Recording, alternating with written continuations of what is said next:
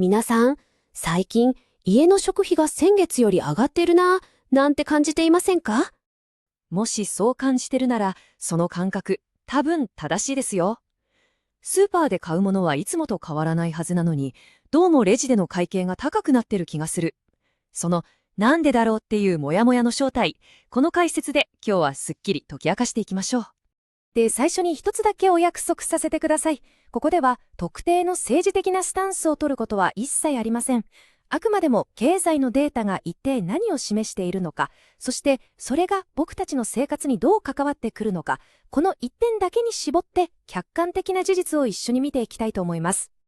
はい、では本題に入っていきましょう。今目の前で起きていることの全体像をつかむために、ちょっとだけ歴史を遡ってみたいと思います。最近発表されたあの関税政策、そして歴史の教科書にも出てくる1973年のオイルショック。一見すると全く関係なさそうですよね。でも実は専門家の間ではこの2つ構造が驚くほど似ているぞっていう声が日に日に強まってるんです。1973年の10月ですね。中東の産油国が突然石油の輸出をストップしました。その結果どうなったか見てください。ほんの数ヶ月で原油価格はなんと4倍にまで跳ね上がったんです。日本中がもう大パニックになって、お店からトイレットペーパーが消えたっていうあの有名な騒動が起きたのがまさにこの時でした。そしてこの数字が当時の衝撃の大きさを物語っています。翌年の1974年、日本の物価上昇率はなんと 23%。これどういうことかというと、あなたのお給料が何もしないのに実質的に 23% もカットされるのと同じ意味なんです。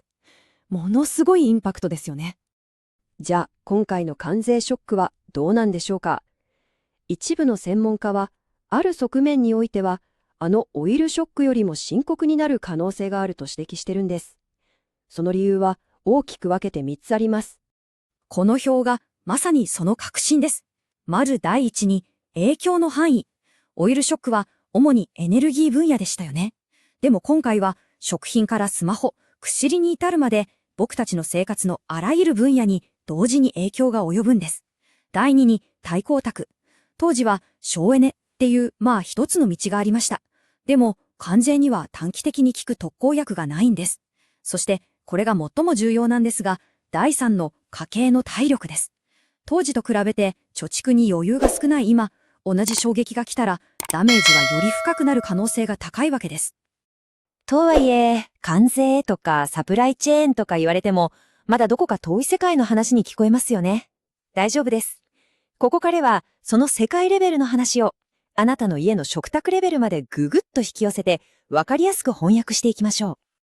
たった3つのステップで、関税はあなたの財布に直接届きます。まずマクロの段階。日本が海外から物を買う時の値段、これが全部上がります。次にミクロの段階。例えばパンの原料になる小麦とかマヨネーズの原料になる大豆とか、そういうのを輸入している食品メーカーのコストが上がります。そして最終的にどうなるか。企業はその上がったコストを製品の値段に乗せるしかなくなる。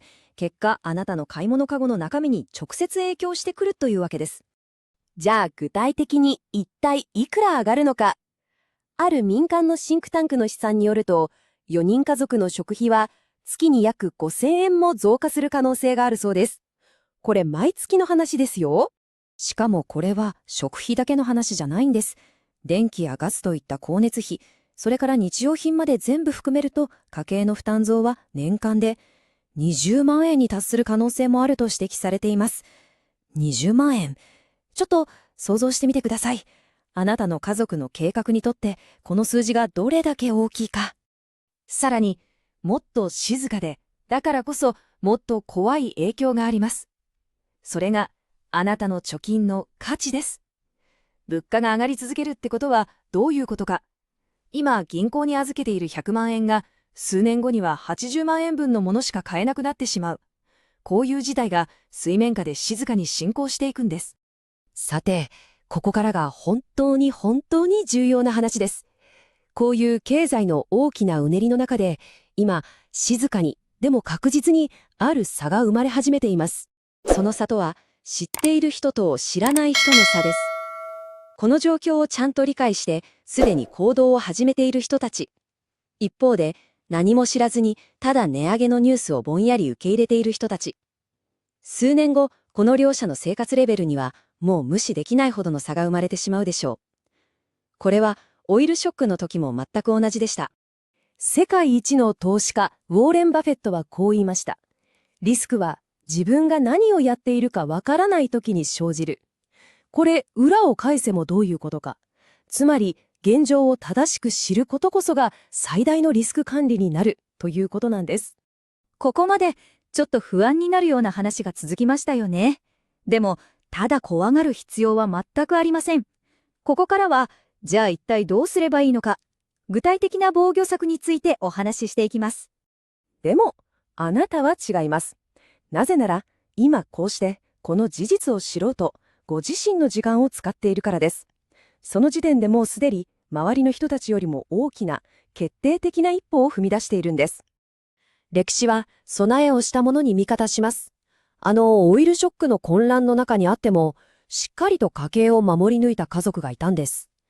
彼ら彼女たちが実践していたのが、この金融シールドと呼ばれる考え方です。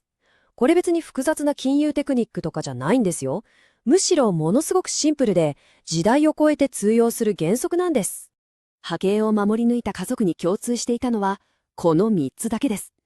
第一に、情報をしっかり得て、現状を正しく理解していたこと。第二に、自分のお金の流れをちゃんと把握してコントロールしていたこと。そして第三に、目先の恐怖に惑わされることなく、長期的な視点で物事を判断していたこと。そしてあなたは、この解説を見ることで、最も重要で、そして最も難しい第一歩をもうクリアしているんです。そうなんです。この解説を見てくださったあなたは、もう知らない側の人間ではありません。知っている側の人間として、次の具体的なアクションを考える、そのスタートラインに立ったんです。経済学者のケインズは、こんな言葉を残しています。長期的には我々はみんな死んでいる。これ一見すると悲観的に聞こえますけど、そうじゃないんです。彼の本当のメッセージは、だからこそ今この瞬間に短期的な痛みを恐れずに未来への設計図を描くべきなんだというすごく力強いものなんです。歴史の大きな波は必ず来ます。でもそれに備えることができるのはその波の存在を知っている人だけなんです。さて次回なんですが、この経済の大きな変化が今度はあなたの仕事とお給料にどう影響していくのか。日本の産業構造そのものが変わっていく中で、私たちはどう立ち回るべきなのかについてさらに深く掘り下げていきたいと思います。歴史は知っている人に味方します。